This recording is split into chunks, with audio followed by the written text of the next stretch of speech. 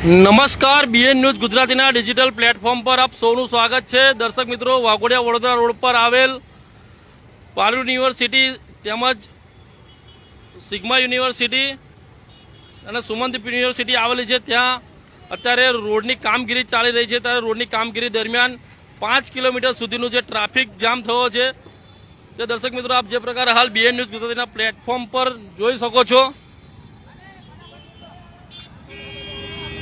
દર્શક મિત્રો, આરએમડી વિભાગની ગંભીર બેદરકારી, કારણ કે જ્યાં રોડની કામગીરી ચાલે છે ત્યાં ફક્ત બોર્ડ મૂકવામાં આવ્યું છે, એના સિવાય કોઈપણ જાતનું સૂચના બોર્ડ મૂકવામાં આવ્યું નથી।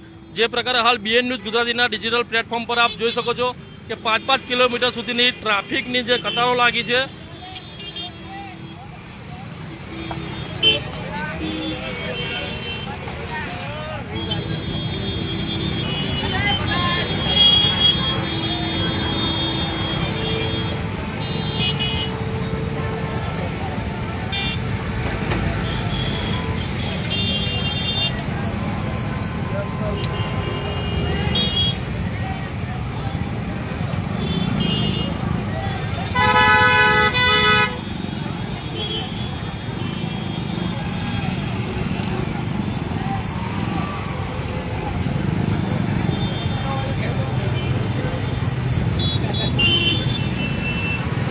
દર્શક મિત્રો, જે પ્રકારે આપ હાલ બીએન ન્યૂઝ ગુજરાતીના પ્લેટફોર્મ પર દ્રશ્યો જુઓ છો, અહીંયા હાલ રોડની કામગીરી ચાલી રહી છે।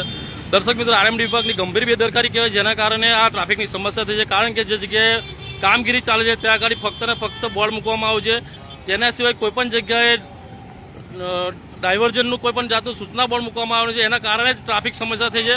કારણ કે અત્યારે પારૂલ યુનિવર્સિટી તેમજ સુમનદીપ વિદ્યાપીઠ અને સિગ્મા યુનિવર્સિટી અને જીઆઈડીસી જેવી તમામ મોટી મોટી યુનિવર્સિટીઓ આવેલી છે। અત્યારે જે છૂટવાનો સમય છે તેના કારણે રોડની કામગીરી ચાલી રહી છે અને જે છૂટવાના કારણે અત્યારે ટ્રાફિક થયું છે। ત્યારે જે પ્રકારે હાલ દ્રશ્યોમાં જુઓ છો કે અહીંયા બહુ મોટી સંખ્યામાં વાહનો એક પછી એક રોંગ સાઈડ પણ લોકો નીકળવા માંડ્યા છે।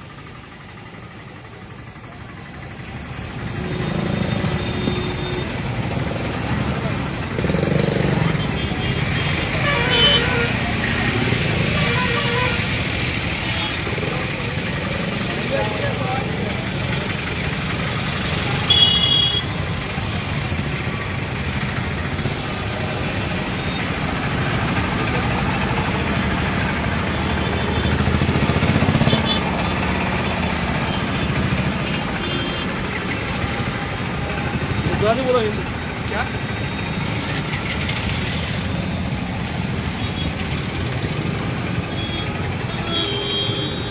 દર્શક મિત્રો, આપ 4 વ્હીલ પણ એક જોઈ શકો છો કે ટ્રાફિકમાં નીકળવા માટે જે અહીંયા નીકળ્યા ત્યારે એક 4 વ્હીલ જે વાહન ચાલક છે તેમને ડિવાઈડર પણ ગાડી ચલાવી દીધી છે।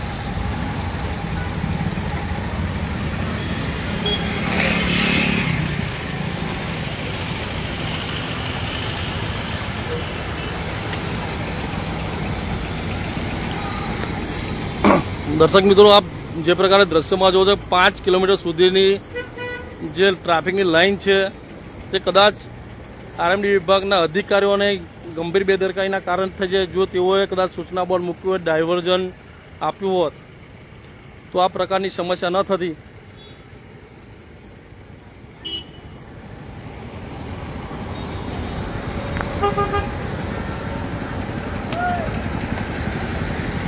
દર્શક મિત્રો, જે પ્રકારે આપ દ્રશ્યમાં જોવો છો કે રિક્ષાની અંદર આવેલા જે પેસેન્જર તેઓ પણ છકડા રિક્ષામાંથી ઉતરીને ચાલતા જવા માટે પણ તેઓ મજબૂર બન્યા છે.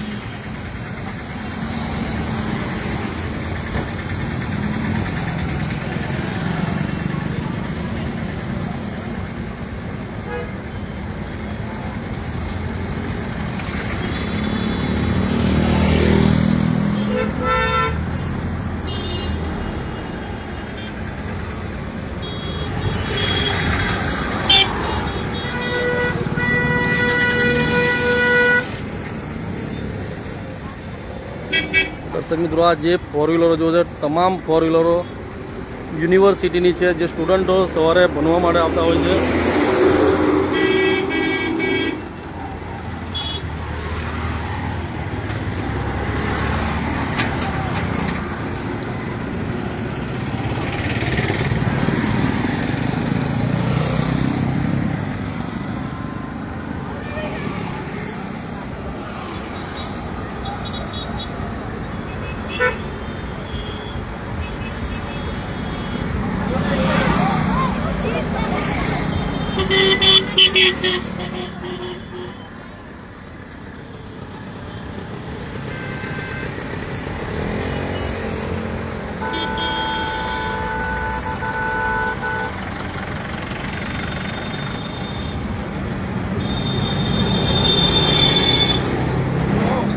બોલો, કેટલાક રોડ બને છે અત્યારે અને કેટલા કિલોમીટર તમે ટ્રાફિકમાં છો અત્યારે? કેટલા સમયથી?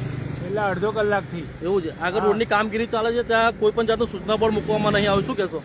અરે આવું કંઈ કરાતું હશે યાર. પીક ટાઈમમાં અહીંયા આગળ બધા સ્ટુડન્ટ હોય, કંઈ વાગી અથડી જાય તો એમને ડાયવર્ઝન પ્રોપર આપવું જોઈએ ને. સરકાર પોલીસને વ્યવસ્થા આગળ તમે કોઈ પણ જાતનું સૂચના બોર્ડ, ડાયવર્ઝન બોર્ડ હતું? કશું જ નહીં. દર્શક મિત્રો, જે વાહન ચાલક છે તે પણ કહી રહ્યા છે આગળ કોઈ પણ જાતનું સૂચના બોર્ડ કે કોઈ પણ જાતનું ડાયવર્ઝનનું બોર્ડ મૂકવામાં નથી આવી રહ્યું, તેના કારણે જ ટ્રાફિકની સમસ્યા થઈ છે.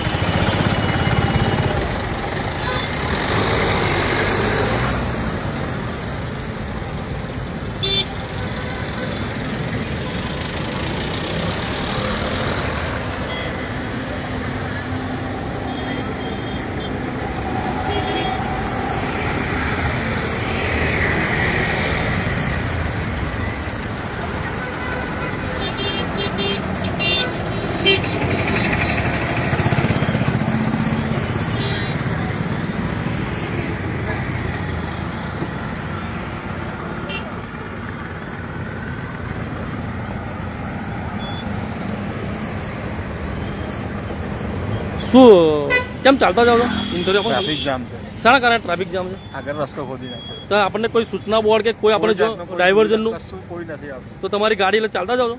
અમારી ગાડી તો પાછળ જ આવે છે, પારોલની બધી બસો અટકાઈ ગઈ છે આની લીધે. આખો રસ્તો ટ્રાફિક જામ થઈ ગયો છે, ત્યાં પારોલ સુધી શું આવું.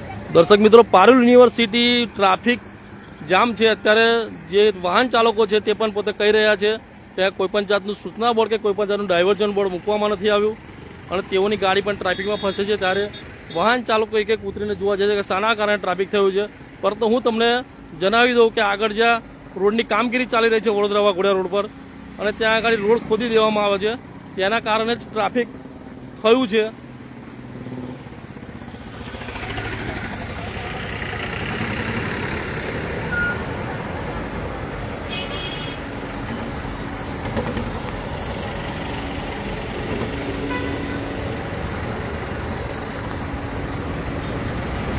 આગળ કેટલા કિલોમીટર ટ્રાફિક છે?